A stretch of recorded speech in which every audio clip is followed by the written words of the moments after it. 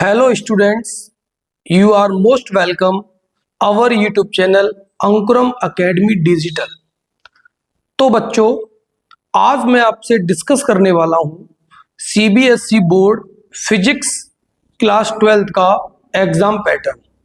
और इस exam pattern के बाद आपको मैं टॉपर्स के जो नोट्स होते हैं, जो टॉपर्स एग्जाम में जो 10th है या 12th है, किसी भी बोर्ड एग्जाम में जो टॉपर्स होते हैं वो कंप्लीट नंबर कैसे अचीव करते हैं, तो उनकी जो लिखने का, राइटिंग का जो तरीका होता है, जो अटेम्प्ट करने का तरीका होता है क्वेश्चन के आंसर का, वो कैसा होता है, और कैसे टॉपर्स की जो हैंड राइटिंग होती है, ग्राफिकल मेथड होता है, न्यूमेरिकल मेथड्स होता है, वो सारी चीजें मैं आपको बोर्ड की जो कॉपी होती है उस पर 1 by 1 चैप्टर वाइज सारा लिख के बताऊंगा कि आप कैसे कंप्लीट टोटल नंबर अचीव कर सकते हो, प्राप्त कर सकते हो।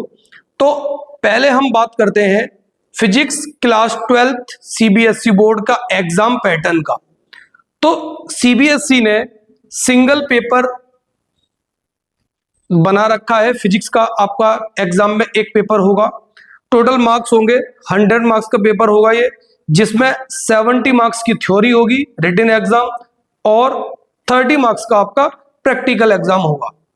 अब ये जो 70 मार्क्स का जो रिटन एग्जाम होना है, इसके बारे में थोड़ा सा समझ लेते हैं। तो आपका मैक्सिमम मार्क्स कितने हैं? टोटल मार्क्स है 70 मार्क्स का आपका एग्जाम होगा, जिसमें आपको टोटल टाइम मिलेगा 3 आवर। और इसमें फिजिक्स के टोटल 14 चैप्टर है आपके सिलेबस में, 14 चैप्टर कंप्लीट फिजिक्स में है। तो ये 14 चैप्टर से ही आपका पूरा पेपर बनने वाला है। तो पेपर का जो पैटर्न है वो कैसा है, कितने नंबर ऑफ क्वेश्चन होंगे, क्वेश्चन का टाइप कैसा होगा, तो वो सारी चीजें आइए समझते हैं। तो सबसे पहले आप एक चीज समझें कि फिजिक्स का जो पेपर है वो 5 सेक्शन में डिवाइडेड है। Section A, section B, section C, section D और सेक्शन ई।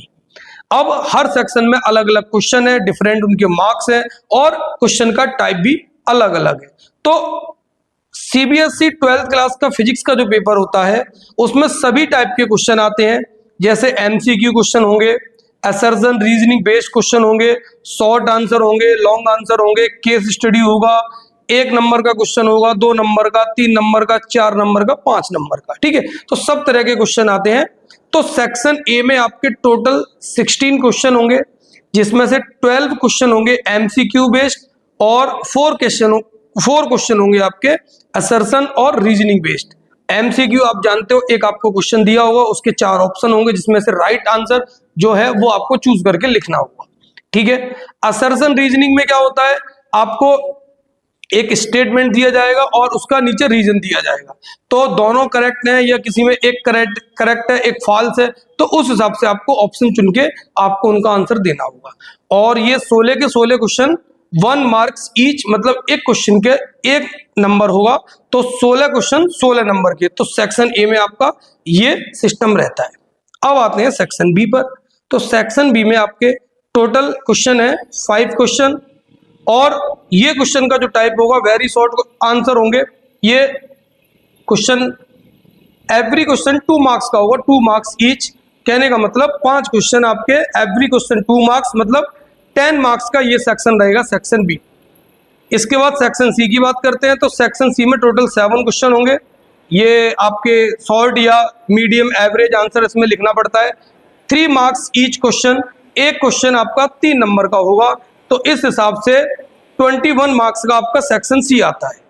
अब सेक्शन डी की बात करते हैं। सेक्शन डी में आपके टोटल 2 क्वेश्चन होंगे, और वो भी केस स्टडी बेस्ड क्वेश्चन होंगे, और ईच क्वेश्चन होगा 4 मार्क्स का, मतलब 2 क्वेश्चन है 4 मार्क्स का ईच क्वेश्चन। तो टोटल डी सेक्शन में आपका हो गया 8 मार्क्स का। अब केस स्टडी में क्या होता है, आपको एक पैराग्राफ दिया जाएगा किसी भी टॉपिक से रिलेटेड, उससे रिलेटेड वहां पर क्वेश्चन दिए जाएंगे, उनके आपको आंसर उस केस स्टडी में से बना के लिखने हैं। उसके बाद लास्ट में आता है आपका सेक्शन ई, लास्ट सेक्शन है। इसमें 3 क्वेश्चन होते हैं, और ये very long answer type question होते हैं। ईच क्वेश्चन आपका 5 मार्क्स का होता है। कहने का मतलब एक क्वेश्चन 5 नंबर का, तो 3 क्वेश्चन होंगे आपके 15 नंबर के।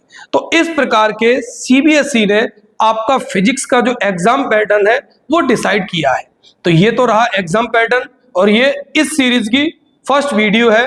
तो अगर किसी ने हमारा चैनल सब्सक्राइब नहीं कर रखा है तो चैनल को सब्सक्राइब कर लें, क्योंकि अब आगे आने वाली जो वीडियोस होंगी उनमें हम टॉपर्स की जो नोट्स है, तो टॉपर्स कैसे लिखते हैं और वो नोट्स हम बनाएंगे चैप्टर वाइज। जो बोर्ड की कॉपी होती है वही फॉर्मेट होगा, उस कॉपी पर जैसे बोर्ड में जो प्रीवियस ईयर इंपोर्टेंट क्वेश्चन होंगे चैप्टर वाइज, 14 के 14 चैप्टर में से जो भी इंपोर्टेंट क्वेश्चन होंगे उन सारे क्वेश्चनों को मैं प्रॉपर कॉपी पर आपको रिटन वे में लिख के बताऊंगा कि क्वेश्चन कैसे आते हैं और उनके आंसर कैसे अटेम्प्ट करने हैं, कब आपको ग्राफ बनाना है, कब आपको न्यूमेरिकल वैल्यू रखनी है, कब आपको फॉर्मूला लिखना है, कब आपको कोई चार्ट बनाना है, आपको अगर कोई कॉलम बनाना है, कोई डाटाबेस चीजें लिखनी है, तो किस तरह से आप अटेम्प्ट करें कि आपको पूरे में से पूरे नंबर प्राप्त हो। जैसे 4 नंबर का क्वेश्चन है तो 4 नंबर में से 4 नंबर आपको कब मिलेंगे, कब उसमें से नंबर कटने के चांस रहेंगे। क्योंकि देखो मैं एक टीचर हूं और मैं पढ़ाने के साथ साथ मेरी एग्जाम यूपी बोर्ड का जो सीबीएसई और यूपी बोर्ड में जो बोर्ड लेवल के जो एग्जाम होते हैं उन एग्जामों में मेरी ड्यूटी लगती है, तो उनमें मैं कॉपी चेक करने जाता हूं।